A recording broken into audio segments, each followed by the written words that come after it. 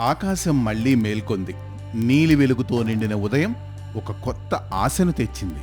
ఆకాశంలో నెమ్మదిగా వందలాది డ్రోన్లు ఎగసిపడ్డాయి. అవి మనుషుల చేతుల్లోంచి బయలుదేరిన చిన్న దేవదూతలలా కనిపించాయి. అవి గర్జించే గాలిని చీల్చుకుంటూ, మబ్బుల్ని దాటుకుంటూ తమలో ఉన్న శక్తి అంతా సేకరించి ముందుకు సాగాయి. ఆంధ్రప్రదేశ్ నేల మోంధా తుపాను తాకిడితో విలవెల్లాడుతోంది. గ్రామాలు నీటిలో మునిగిపోయాయి. రోడ్లు కనిపించడం లేదు.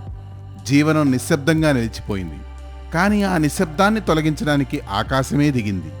రాష్ట్ర వ్యాప్తంగా తుఫాను సహాయ కార్యకలాపాలలో ఆంధ్రప్రదేశ్ డ్రోన్స్ కార్పొరేషన్కు మద్దతుగా 100కి పైగా డ్రోన్లను మోహరించింది. ఈ డ్రోన్లను రియల్ టైం వైమానిక మ్యాపింగ్, వరద ప్రభావిత ప్రాంతాలను పర్యవేక్షించడంతో పాటు వేగవంతమైన అత్యవసర ప్రతిస్పందనను ప్రారంభించడానికి చోక్ పాయింట్లను గుర్తించడం కోసం కూడా ఉపయోగిస్తున్నారు. పేలోడ్ డెలివరీ వ్యవస్థలతో కూడిన డ్రోన్లు వరదల కారణంగా భూమి యాక్సెస్ కష్టంగా ఉన్న మారుమూల కటాఫ్ ప్రదేశాలకు మెడికల్ కిట్లు, అత్యవసర పరికరాలతో పాటు సహాయ సామాగ్రిని కూడా రవాణా చేస్తున్నాయి.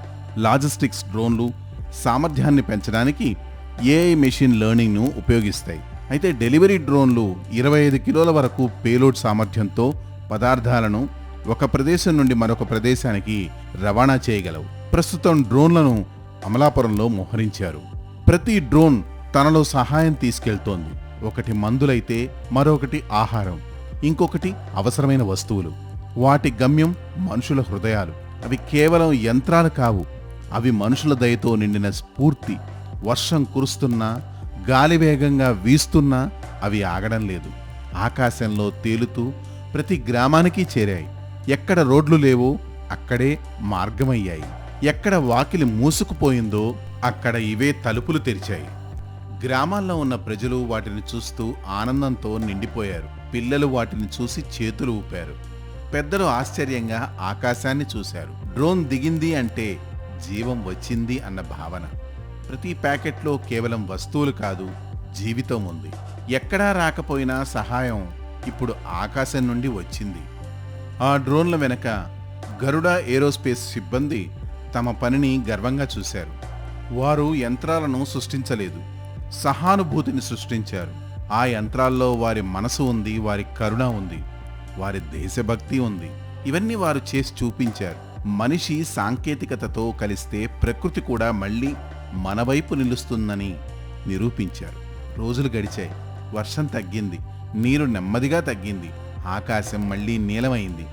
కానీ ఆ నీలి రంగులో ఇప్పుడు ఒక జ్ఞాపకం ఉంది. అది ఆ డ్రోన్ల జ్ఞాపకం. అవి వచ్చినప్పుడు నేల ఆశ నింపుకుంది. అవి వెళ్ళిపోయినప్పుడు మనసు ధైర్యం తెచ్చుకుంది. ఇక అత్యవసర సమయంలో గరుడ ఏరోస్పేస్ ఎల్లప్పుడూ ముందంజలో ఉంటుందని గరుడ ఏరోస్పేస్ వ్యవస్థాపకుడు CEO అగ్నీశ్వర్ జయప్రకాష్ చెప్పారు. ఇక ఇప్పుడు ఆంధ్రప్రదేశ్ మళ్లీ లేచింది. మట్టి ఇంకా తడి ఉంది, కానీ మనసులు దృఢంగా ఉన్నాయి. ఆకాశం మరోసారి మనతో ఉందని అందరూ నమ్ముతున్నారు.